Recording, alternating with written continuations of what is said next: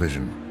You are not allowed to be a president if you're not born in this country. He may not have been born in this country, but there's something on that person, maybe religion, maybe it says he's a Muslim, I don't know. Maybe he doesn't want that, or he may not have one. But I will tell you this, if he wasn't born in this country, it's one of the great scams of all time. Absolutely.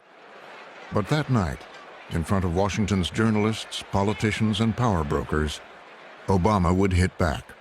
President Obama takes the microphone. All right, everybody, please have a seat.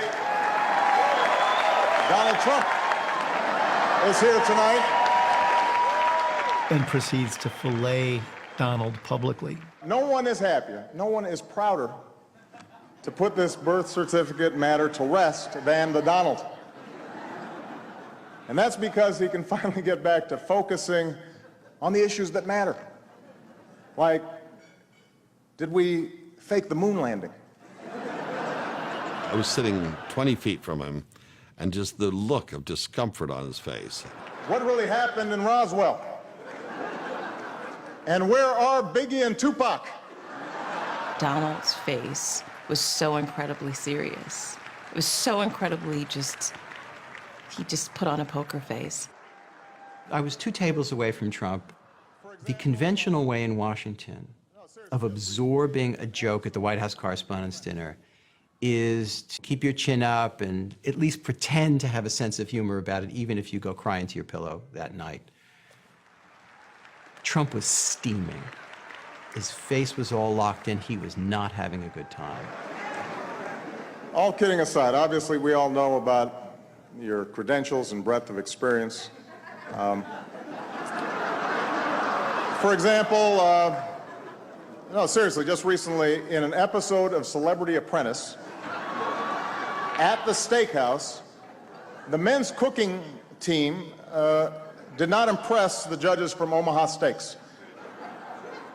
And there was a lot of blame to go around, but you, Mr. Trump, recognized that the real problem was a lack of leadership. And so ultimately you didn't blame Little John or Meatloaf.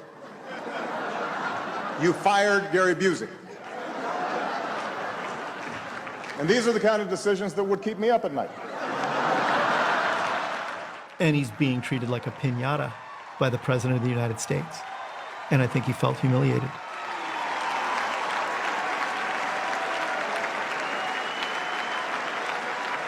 Well handled, sir.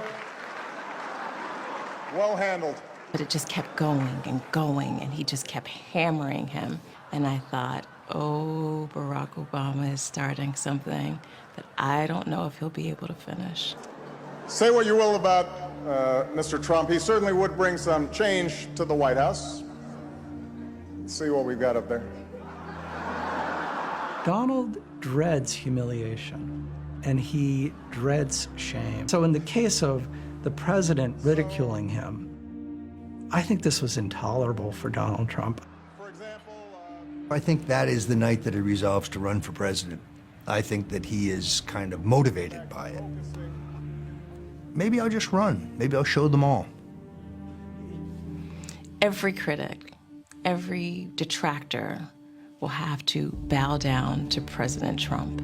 It's everyone who's ever doubted Donald, whoever disagreed, whoever challenged him.